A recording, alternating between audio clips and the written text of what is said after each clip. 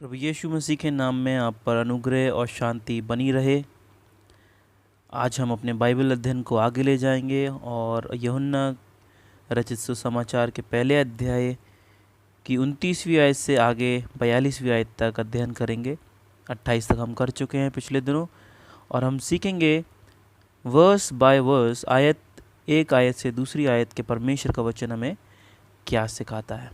आइए हम एक एक आयत को पढ़ेंगे और समझेंगे कि परमेश्वर का वचन हमें क्या सिखाता है। दूसरे दिन उसने यीशु को अपनी ओर आते देखकर कहा, देखो यह परमेश्वर का मेमना है जो जगत का पाप उठा ले जाता है। यहाँ पर यूहन्ना बपतिस्मा दाता बोल रहे हैं और वो यीशु मसीह के बारे में गवाही दे रहे हैं कि ये परमेश्वर के मेमने हैं जो जगत के पाप को उठा ले जाएंगे।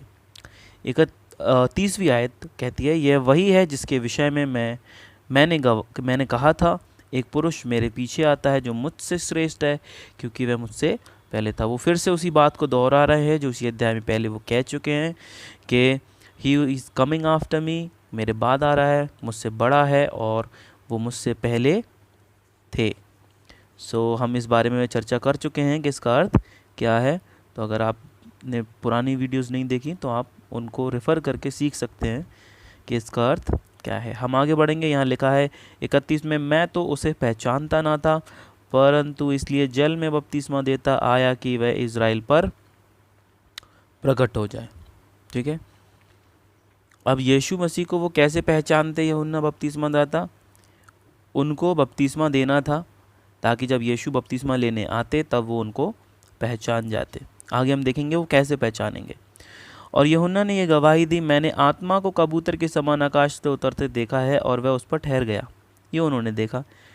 मैं तो उसे पहचानता ना था। फिर से वही कह रहे हैं, परंतु जिसने मुझे जल से बपतिस्मा देने को भेजा उसी ने मुझसे कहा, जिस पर तू आत्मा को उतरते और ठहरते देखे वही पवित्र आत्मा से बपतिस्मा देने वाला है। तो यहाँ पर ये पिता परमेश्वर ने ही उनको बता दिया था कि जैसे तुम देखोगे जब तुम बैप्टिज्म देते जा रहे हो, लोगों को बपतिस्मा देते जा रहे हो, जिस पर आत्मा कबूतर की नाई उतरे और ठहर जाए, समझ जाना कि यही पवित्र आत्मा से बपतिस्मा देंगे, यही मेमने हैं। और आगे कहता है, मैंने देखा और गवाही दी, 34वीं आयत, कि यही परमेश्वर का पुत्र है। तो यहाँ पर यह भी बता दिया गया कि जीसस क्राइस्ट जो हैं वो केवल परमेश्वर के मेमने नहीं हैं, वो परमेश्वर के पुत्र हैं, है ना। तो अगर आपका कोई मित्र आपसे पूछे कि भाई कहाँ लिखा है दिखाओ, हमारे कई मित्र हमसे पूछते हैं कि कहाँ लिखा है कि यीशु मसीह सन ऑफ गॉड हैं या परमेश्वर के पुत्र हैं, तो आप उन मित्रों को यूहन्ना के पहले अध्याय 34वीं आयत पर ले जाएं और दिखाएं कि देखो भाई यहाँ लिखा हुआ। 35वीं आयत कहती है, दूसरे दिन फिर यूहन्ना और उसके चेलों में से 2 जन खड़े हुए थे और उसने यीशु पर जो जा रहा था दृष्टि करके कहा, देखो यह परमेश्वर का मेमना है। पहले मैं बता चुका हूँ कि जब भी बाइबल में कोई चीज़ 2 बार बोली जाए या कही जाए तो वो कन्फर्मेशन के लिए और एम्फेसिस के लिए होती है, उस पर जोर डाला गया है। यहाँ पर भी फिर से यूहन्ना बपतिस्मा दाता कह रहे हैं, देखो यह परमेश्वर का मेमना है। तो अब ध्यान देने वाली बात यही है कि यीशु को परमेश्वर का मेमना घोषित दोबारा किया जा रहा है। 37वीं आयत कहती है, वे दोनों चेले उसकी यह सुनकर कि ये यीशु के पीछे हो लिए। यीशु ने मुड़कर उनको पीछे आते देखा और उनसे कहा, तुम किसकी खोज में हो? उन्होंने कहा, हे रब्बी, अर्थात हे गुरु, तू कहाँ रहता है? उसने उनसे कहा, चलो तो देख लोगे। तब उन्होंने जाकर उसके रहने का स्थान देखा और उस दिन उसके साथ रहे। यह 10वें घंटे के लगभग था। तो यहाँ पर हम देखते हैं यूहन्ना के 2 चेले ये सुनकर के यीशु की गवाही यूहन्ना के द्वारा सुनकर के यीशु मसीह के पीछे हो लिए और उनके रहने का स्थान देखा और उस दिन यीशु मसीह के साथ रहे। उन दोनों में से जो यूहन्ना की बात सुनकर यीशु के पीछे हो लिए थे, एक शमौन पतरस का भाई अंद्रियास था। तो यहाँ पर हम देख रहे हैं कि सबसे पहले जो यीशु मसीह के पास पहुँचे वो शमौन पतरस नहीं थे, वो अंद्रयास थे जो सबसे पहले यीशु के पीछे पहुँचे। उसने पहले अपने सगे भाई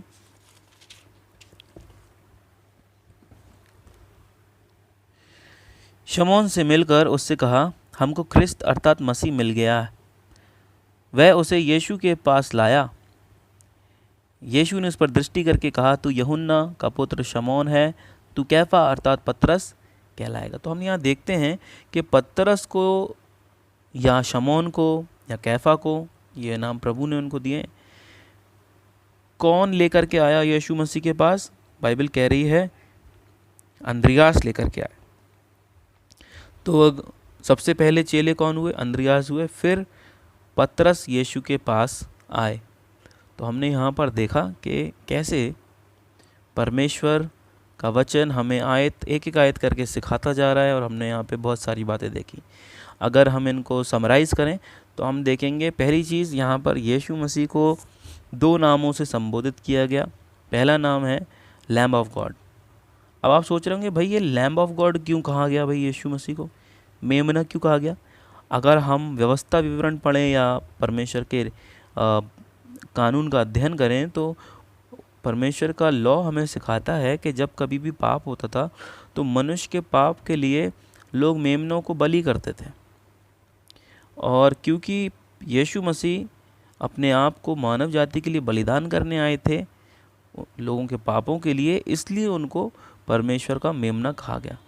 दूसरी चीज़ यहाँ पर हमें याद रखनी है, यीशु मसीह को पहले ही अध्याय में 34वीं आयत में परमेश्वर का पुत्र भी बता दिया गया है। तो इन चीज़ों को हम अपने मन में रखें और याद रखें ये भी कि अंद्रयास था वो व्यक्ति जो शमौन पतरस को यीशु के पास लाया और उनकी भेंट हुई, और वहाँ से शमौन पतरस यीशु मसीह के एक प्रिय चेले बन गए। आज हमने परमेश्वर के वचन से बहुत सारी बातें सीखी कि कैसे परमेश्वर अपने वचन से सिखाते गए हमको कि यीशु परमेश्वर के मेमने हैं। यूहन्ना बपतिस्मादाता ने उनको कैसे पहचाना? जब उन्होंने सुना परमेश्वर की ओर से कि जिस पर आत्मा उतरते ठहरते देखना वही होगा, इसलिए उन्होंने बपतिस्मा और मन फिराव का बपतिस्मे का प्रचार किया ताकि यीशु मसीह इज़राइल पर प्रकट हो जाएं। बार बार यूहन्ना बपतिस्मादाता उनको लैम्ब ऑफ गॉड यानी परमेश्वर का मेमना बोलते रहे, और उन्होंने उनको परमेश्वर का पुत्र भी बताया। ये बात अंद्रयास सुन चुके थे, इसलिए उनके मन में भी ये बातें थी कि हाँ, मसीह उनको मिल गया जिसको हम ढूंढ रहे थे। और आखिर में ये अंद्रयास ही था जो शमौन को यीशु के पास लेकर के आया। तो इन सब बातों को अपने मन में रखें, याद रखें, इनको सोचते रहें, अपने भाई बहनों से शेयर करें, उनको सिखाएं कि परमेश्वर का वचन बहुत आसान है। अगर हम हर दिन परमेश्वर के वचन को आयत बाय आयत पढ़ते जाएंगे, समझते जाएंगे, तो हमको ज़्यादा समय नहीं लगेगा समझने के लिए। देखिए, हम लोग बस ज़्यादा से ज़्यादा 10 मिनट में हमने इतनी सारी बातें सीखी परमेश्वर के वचन से। तो सोचें कि जब आप प्रतिदिन अध्ययन करेंगे और सीखेंगे परमेश्वर के वचन से तो क्या कुछ प्रभु आपको बताएंगे। एनकरेज हो जाएं, परमेश्वर के वचन को पढ़ें, उस पर मनन करें और एक एक आयतों को पढ़ते जाएं और समझते जाएं और लोगों को सिखाएं। परमेश्वर आपको खूब बढ़ाए, यही हमारी प्रार्थना है। प्रभु आपको आशीष दे। प्रभु यीशु के नाम में आप पर अनुग्रह और शांति बनी रहे। आमीन।